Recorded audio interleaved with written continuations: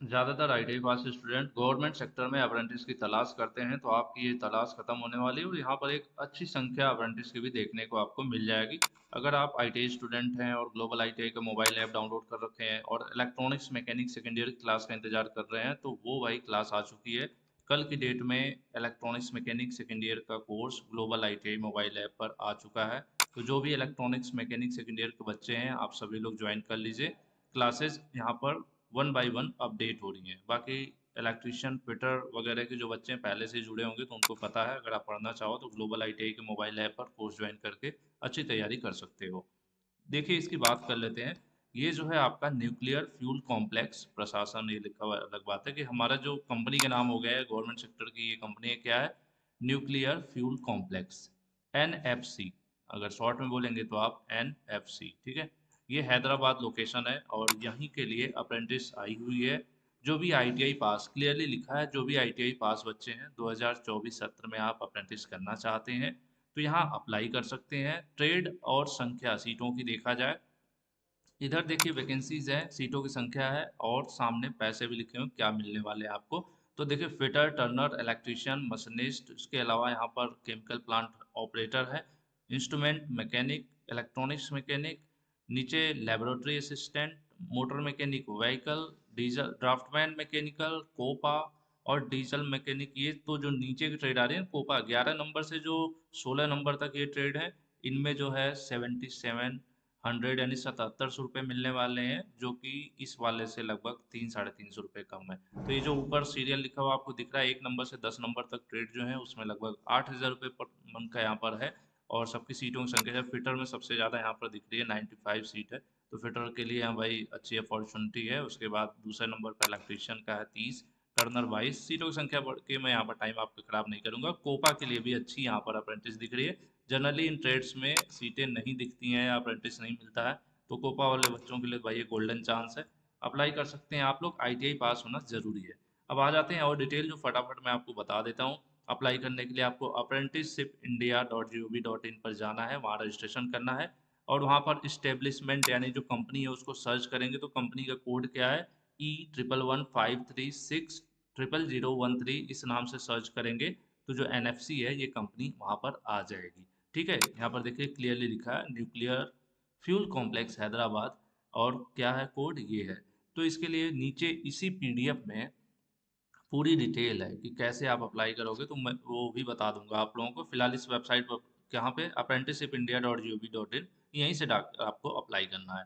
Last date क्या होने वाली है? लास्ट डेट काफ़ी नज़दीक है, 25 नवंबर लास्ट डेट होने वाली है। तो जो लोग अप्रेंटिस करना चाहते हैं आप लोग अप्लाई करिए, उसके पहले कोशिश करें, ठीक है, क्योंकि लिखा हुआ है उसके बाद अप्लाई करेंगे फॉर्म रिजेक्ट कर दिया जाएगा।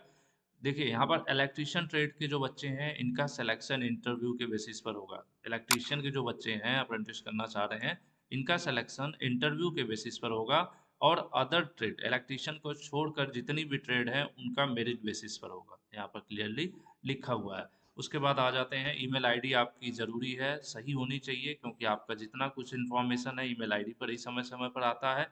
उसके बाद आगे बढ़ते हैं यहाँ पर कि अगर आपने अप्रेंटिस किया है तो ऐसी कोई गारंटी नहीं है, ना ही ऐसी कोई सुविधा है कि अप्रेंटिस करने का मतलब कि आपको परमानेंट रखा जाए। ये चीज़ यहाँ पर इन्होंने पहले से डिस्क्लेमर दे दिया है। हैदराबाद का लोकेशन है, वहीं पर आपको ज्वाइन करना होगा। कोई भी अप्लाई कर सकता है, पूरे भारत के बच्चे अप्लाई कर सकते हैं, बट आपको ज्वाइनिंग हैदराबाद में ही होगी, लोकेशन वहीं पर है। आपकी उम्र कम से कम 18 वर्ष होनी चाहिए। जनरल कैंडिडेट हैं तो अधिकतम 25 वर्ष, ओबीसी हैं तो अधिकतम 28 वर्ष, एससी और एसटी बच्चे हैं अगर आप तो अधिकतम 30 वर्ष। उसके बाद आगे बढ़ते हैं। जो अप्रेंटिस है, सिंपल नॉर्मल अप्रेंटिस जो होती है 1961 के एक्ट के तहत, उसी तरह से है। लेकिन ये है कि अगर आपने पहले से ही किसी सरकारी या पीएसयू या निजी किसी भी जगह से, अगर आप ऑलरेडी अप्रेंटिस पोर्टल पर रजिस्टर्ड हैं, आप पहले से आपने अप्रेंटिस कर लिया है या अप्रेंटिस अभी कर रहे हैं, तो आप लोग अप्लाई नहीं कर सकते हैं। उसके बाद आगे बढ़ते हैं। यहाँ पर देखिए लिखा हुआ है कि आप अप्रेंटिस खत्म करने के बाद आपको ट्रेड टेस्ट देना पड़ेगा और उसके बाद आपको जो है अप्रेंटिसशिप का सर्टिफिकेट मिलेगा। यानी एक तरह से आपको वहाँ पर अपने आप को साबित करना पड़ेगा कि हाँ मैंने सीख लिया है, जो कुछ भी कह लो, एक तरह से कि एग्जामिनेशन कह सकते हो आप इसको। उसके बाद आपको अप्रेंटिस सर्टिफिकेट मिलेगा। उसके बाद आगे बढ़ते हैं। समय समय पर मेल आपका एक्टिव होना चाहिए, मतलब ईमेल आईडी सही रखना है आपको। पोस्ट ग्रेजुएशन वाले बच्चे अप्लाई नहीं कर सकते। ऐसा नहीं कि आपने आप पीजी कर रखा हो, यानी मतलब ग्रेजुएट के बाद पोस्ट ग्रेजुएशन है तब नहीं, है ना, ये आप अप्लाई नहीं कर सकते हैं। मतलब ज़्यादा हायर क्वालिफिकेशन के हो गए ना, पोस्ट ग्रेजुएशन। मेडिकल सर्टिफिकेट आपको बनवाना पड़ेगा। सिविल जो हॉस्पिटल्स जनरली हमारे गवर्नमेंट हॉस्पिटल में होते हैं सर्जन लेवल के, तो ये आपको जब शॉर्टलिस्ट हो जाएंगे, आपकी ज्वाइनिंग होगी, तो उस समय आपको मेडिकल सर्टिफिकेट देना पड़ेगा। और उसके बाद आपको जब वहाँ जाएंगे तो वहाँ पर आपको रहने के लिए आवास भी दिया जाएगा, लेकिन डिपेंड करता है कि कितनी जगह है, कितने कमरे खाली हैं। अगर फ्री और जगह खाली रहेगा तो आपको रहने के लिए आवास भी दिया जाएगा। खास करके अप्रेंटिस करने वाले या जॉब करने वाले बच्चों के लिए यही समस्या होती है, घर से बाहर जाते हैं तो रहने की टेंशन हो जाती है। लेकिन यहाँ पर क्वार्टर आपको कमरे मिलेंगे रहने के लिए, अप्रेंटिस के बच्चों को भी कमरा ये दे रहे हैं। पुलिस वेरिफिकेशन भी होगा आपका, एक सर्टिफिकेट आपको अपने पुलिस वेरिफिकेशन आपका सत्यापन कराकर, ठीक है, आपको देना होगा। तो ये हो जाता है, सिलेक्शन के बाद आप करवा सकते हो, ये कोई बड़ी चीज़ नहीं है, आप अपने नज़दीकी पुलिस स्टेशन जाके बनवा सकते हो सर्टिफिकेट। बाकी कौन से ज़रूरी डॉक्यूमेंट्स हैं जो आपको लेकर जाना होगा जब आपका सिलेक्शन हो जाएगा, तो 10वीं की मार्कशीट, आईटीआई का मार्कशीट वगैरह सर्टिफिकेट। उसके बाद आपकी कोई कैटेगरी है, जाति है, किस कैटेगरी में आप आते हैं तो उसका सर्टिफिकेट, आधार कार्ड, पुलिस वेरिफिकेशन। उसके अलावा पासबुक होना चाहिए, आपका बैंक अकाउंट होना चाहिए, हार्ड कॉपी होना चाहिए इस फॉर्म का, जब आप फॉर्म अप्लाई करेंगे तो उसका प्रिंट आउट होना चाहिए, फोटोकॉपी होनी चाहिए सभी डॉक्यूमेंट्स के जो ऊपर लिखे गए हैं, और 2 फोटोग्राफ भी होने चाहिए नए, मतलब अभी 2024 के, ज़्यादा पुराना फोटो नहीं चलेगा। और फॉर्म अप्लाई कैसे करना है, ये वेबसाइट है apprenticeshipindia.gov.in, इस वेबसाइट पर जाना है, रजिस्टर वाले ऑप्शन पर क्लिक करना है, एज ए कैंडिडेट रजिस्टर्ड करना है।